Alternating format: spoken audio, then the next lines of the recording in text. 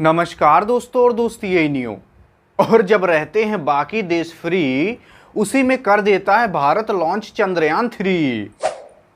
जी हाँ साथियों, जैसा कि आप जानते होंगे 14 जुलाई 2023 को भारत ने चंद्रयान 3 मिशन को लॉन्च किया है। तो ये चंद्रयान 3 है क्या, किस तरीके से लॉन्च किया गया, कब लॉन्च किया गया, कैसे लॉन्च किया गया और कब तक ये चांद पे पहुंचेगा और चांद पर जाकर किस चीज़ की रिसर्च करने वाला है, जानेंगे आज की इस वीडियो में।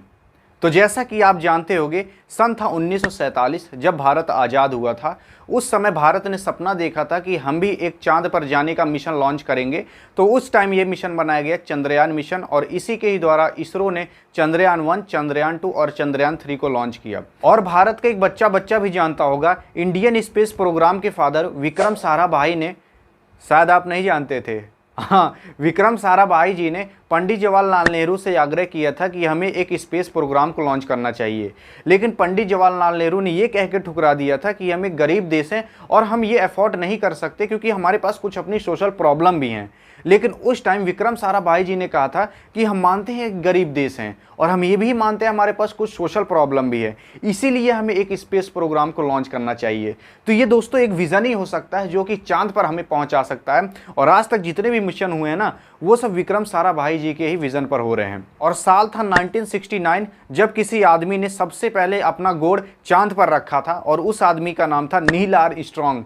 और ये जिस मिशन के द्वारा गए थे उस मिशन का नाम था अपोलो 11। और अगर आप जानना चाहते हो चंद्रयान 3 के पहले का इतिहास यानी चंद्रयान 2 का, तो चंद्रयान 2 एक ऐसा दुनिया का पहला मिशन था जिसके लैंडर को लूनर के साउथ पोल पर उतारा जाना था। लेकिन कुछ टेक्निकल ग्लिच की वजह से ये फॉल्स हो गया, यानी ख़राब हो गया, जिसके कारण ये पूरा नहीं हो पाया मिशन। तो इसी मिशन को पूरा करने के लिए चंद्रयान 3 को लॉन्च किया जा रहा है। लेकिन अब बहुत से लोग यहाँ पर मूड़ी खजुआते हैं और सोचते हैं यार ये लैंडर और रोवर ये सब क्या चीज़ें होती हैं, बार बार आपको सुनने को मिलता होगा।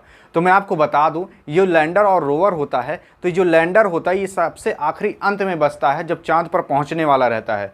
तो ये जो लैंडर होता है इसी के अंदर होता है रोवर। ये जो लैंडर होता है ये एक तरीके का चीज़ होता है, मशीन होता है जिसके अंदर रोवर को फिट किया जाता है। ये जो लैंडर होता है यही चांद पर उतरेगा और इसके अंदर से रोवर निकाला जाता है। वो जो रोवर होता है वो एक तरीके की गाड़ी होती है, व्हीकल होती है, जो कि चांद पर जाकर चलती है और आपको सभी इंफॉर्मेशन प्रोवाइड कराती है।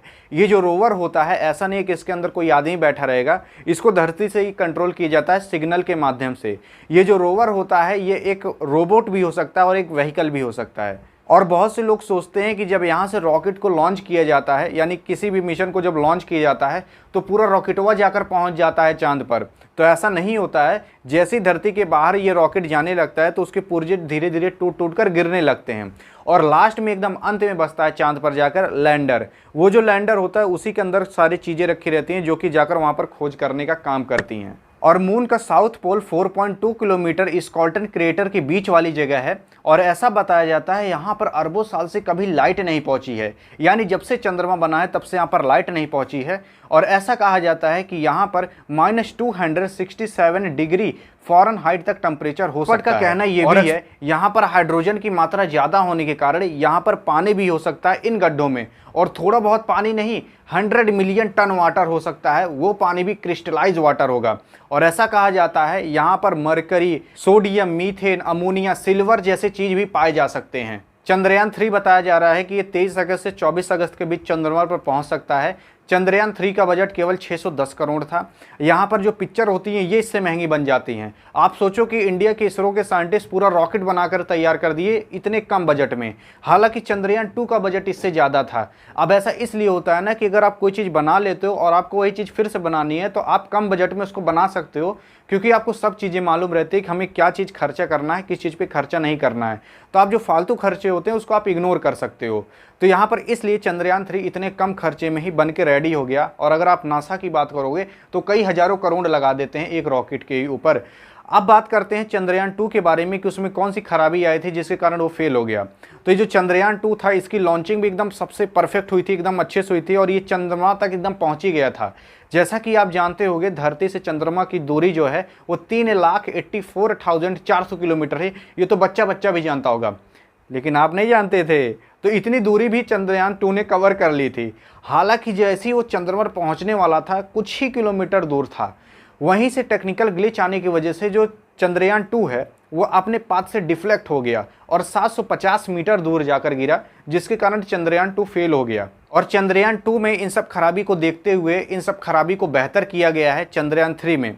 चंद्रयान 3 के इंजन को मजबूत बनाया गया है, चंद्रयान 3 का जो लैंडर है उसके लेग्स को मजबूत बनाया गया है, और चंद्रयान 2 जो था उसमें जो पेलोड था उस पेलोड में लैंडर भी था, रोवर भी था, ऑर्बिटर भी था। लेकिन चंद्रयान 3 में केवल लैंडर और रोवर हैं। और जैसा कि आप जानते होंगे मून का केवल हमें एक ही साइड दिखता है, और मून का जो साउथ पोल है वहाँ पर बहुत बड़े बड़े क्रेटर हैं यानी गड्ढे हैं, और उन गड्ढों में अरबों साल से अभी तक लाइट नहीं गई है। तो वहाँ पर हम जाकर ये पता लगा सकते हैं कि हमारा जो सोलर सिस्टम है, हमारी जो दुनिया है वो बनी कैसे थी, और वहाँ पर कौन कौन से ज़रूरी मटेरियल्स हैं वो भी हम पा सकते हैं। और ये जो इसरो है इसी के द्वारा लॉन्च किया गया है चंद्रयान 3 को। ये इसरो एक संस्था है जो कि स्पेस में काम करती है। स्पेस में काम करने का मतलब ये है कि यानी सैटेलाइट और रॉकेट को लॉन्च करना ये इसरो के द्वारा किया जाता है, जो कि भारतीय है इसरो। और जैसा कि आप जानते होंगे नासा अमेरिका की है, ये भी सेम यही काम करती है। और ये जो इसरो है इसका 15 गुना बजट कम है नासा से, लेकिन फिर भी इसरो ने 28 देशों के लिए लगभग 239 यानी 39 सैटेलाइट लॉन्च किए हैं। और चंद्रयान एक ऐसा मिशन है जिसके द्वारा इसरो पहुंचना चाहता है चांद पर। इसकी शुरुआत हो गई थी चंद्रयान 1 से, जो कि 22 अक्टूबर 2008 में लॉन्च किया गया था। और ये जो चंद्रयान 1 है इसको लॉन्च किया गया था श्री हरिकोटा के सतीश धवन स्पेस सेंटर से, जो कि आंध्र प्रदेश में है। और चंद्रयान 1 एक ऐसा मिशन था जिसके द्वारा भारत ने सक्सेसफुल पहली बार में चांद पर लैंडिंग कराई थी। और चंद्रयान 1 ही एक ऐसा मिशन था जो कि चांद पर पानी की खोज किया था। और ये चंद्रयान 1 की ही वजह से भारत चौथा देश बन गया था दुनिया का जो कि सक्सेसफुल लैंडिंग करा पाया था चांद पर। लेकिन 2009 में इसरो का कॉन्टैक्ट टूट गया चंद्रयान 1 से, जिसके कारण आज तक चंद्रयान 1 का चांद पर अभी तक पता नहीं लगा है।